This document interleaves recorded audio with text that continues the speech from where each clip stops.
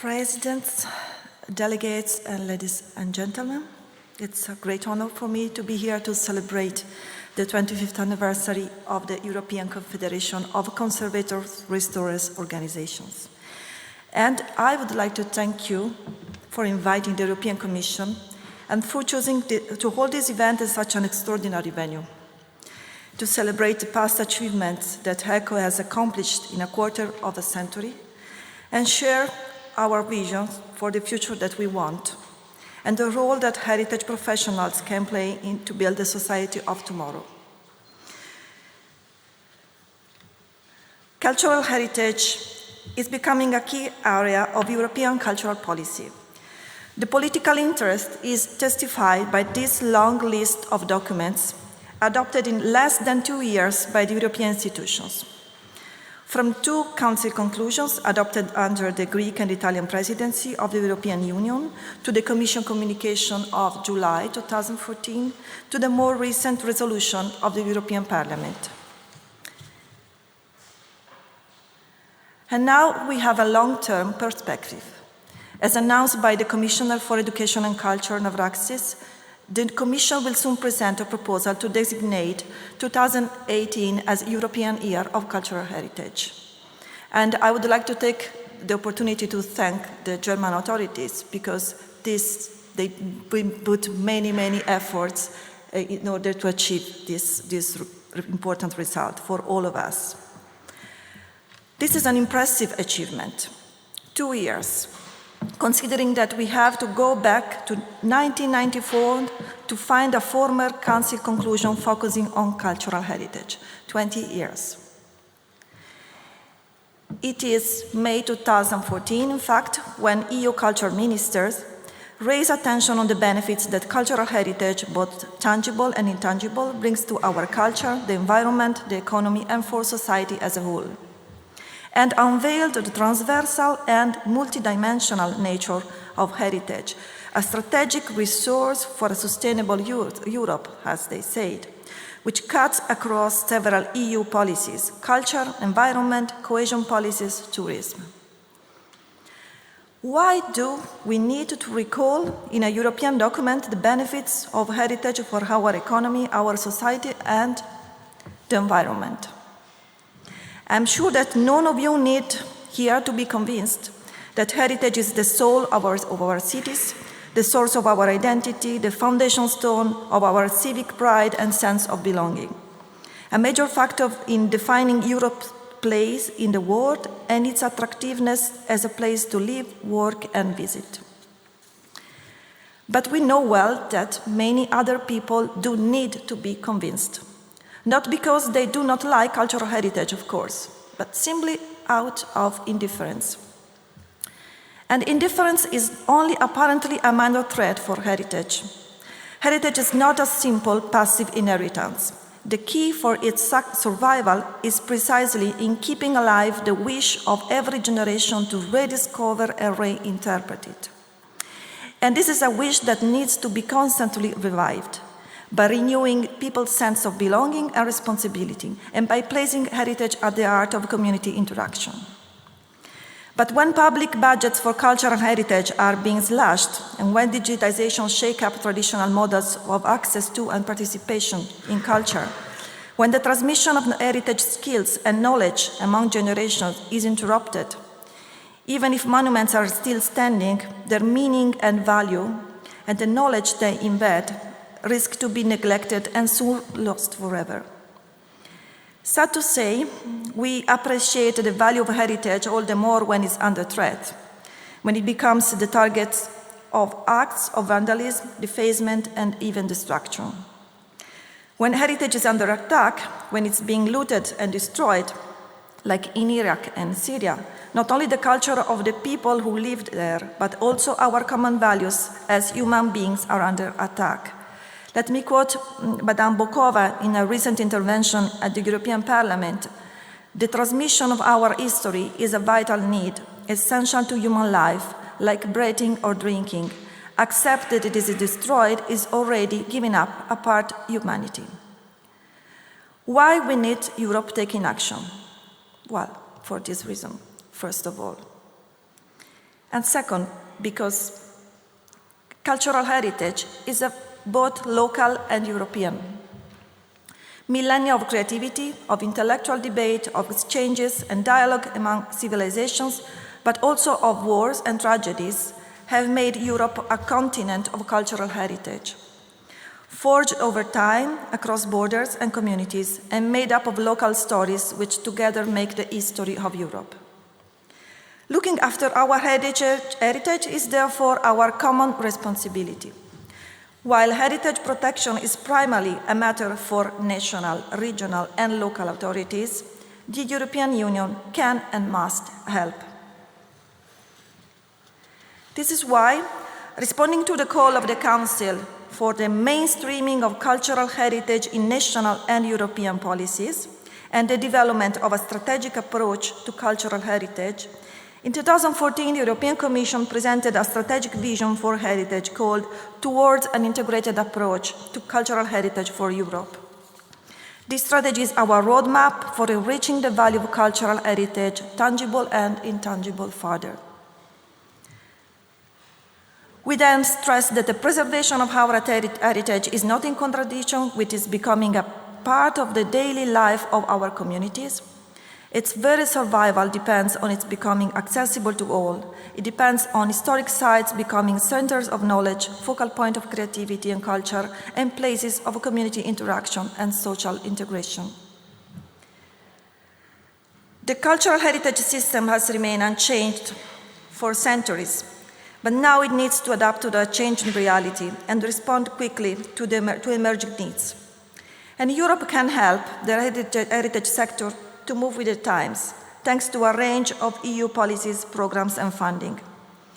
Under the former cultural program, more than 130 cooperation projects in the area of cultural heritage received funding totaling 38 million euros.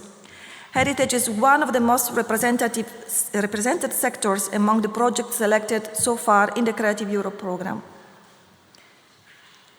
We are promoting as well high standards and high quality skills in conservation practice every year by awarding the European Union Prize for Cultural Heritage, Europa Nostra Award. This year, 187 projects competed for the prize from 16 countries. To me, this means that the cultural heritage field in Europe is incredibly dynamic. All award-winning projects highlight the professionalism and dedication of the people involved in the heritage field throughout Europe. Because heritage is not only about institutions, monuments, or sites, it's about values, as Mr. Carlo has just said, values for society. And it's about people, passionate people like you. With actions like the European Capitals of Culture, European Heritage Days, we are stimulating the whole cycle of cultural production and preservation. And through the Europe for Citizens program and the European Heritage Label, we are engaging Europe's citizens in a deeper reflection on the roots, the construction and the meaning of our identity as Europeans, as well as citizens of 28 nation-states. The Commission also provides direct support to cultural heritage through the structural funds. And we are happy to announce that in the current programming period, 2014-2020, Member States have chosen to invest in culture, and cultural heritage is the most prominent cultural sector. We estimate that 4.77 billion will be dedicated to the protection of cultural heritage versus 3.2 billion in the previous programming period. For 2016 and 2017, there will be also a substantial increase in investment in cultural heritage, research and innovation from Horizon 2020, bringing it to more than 100 million. Europe can and must help protect heritage in war zone. Since 2014, we have been actively supporting cultural heritage protection in Syria, and more recently, we are allocated €1 billion to address the crisis in Syria and Iraq. We have banned imports of cultural goods from those two countries, and we work with the international partners, especially UNESCO, and very soon with E.C.C.O, whose expertise in this field is precious. This is how the European Union is turning into practice the mainstreaming principle contained in the EU Treaty, taking into account cultural aspects under the different EU policies and programs.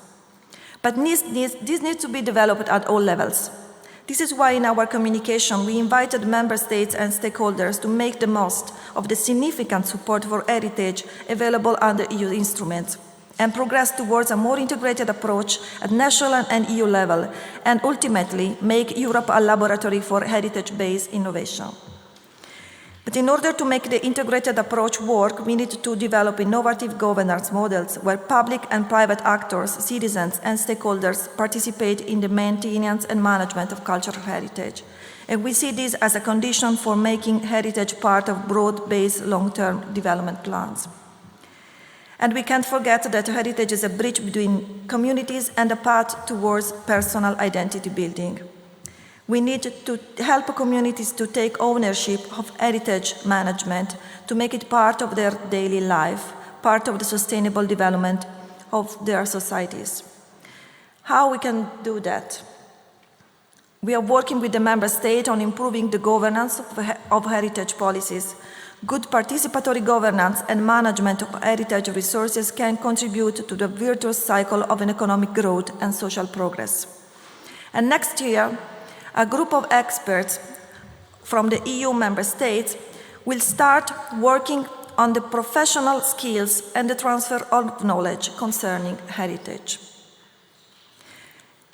This will be an opportunity to implement the European Parliament resolution.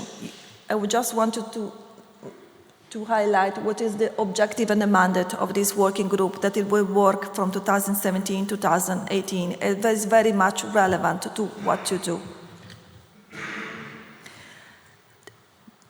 This is an opportunity to implement what the European Parliament included in its resolution of September 2015, which drawn attention on the needs of heritage professionals, mobility and exchange of experience, and genuine professional reciprocity, in particular for the occupation of restorers and conservators.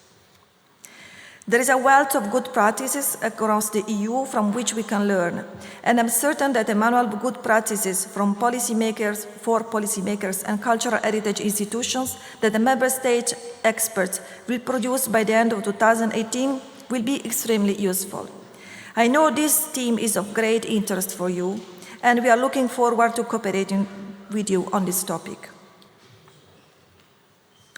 We also need our policies to be more effective, more efficient, and more sustainable.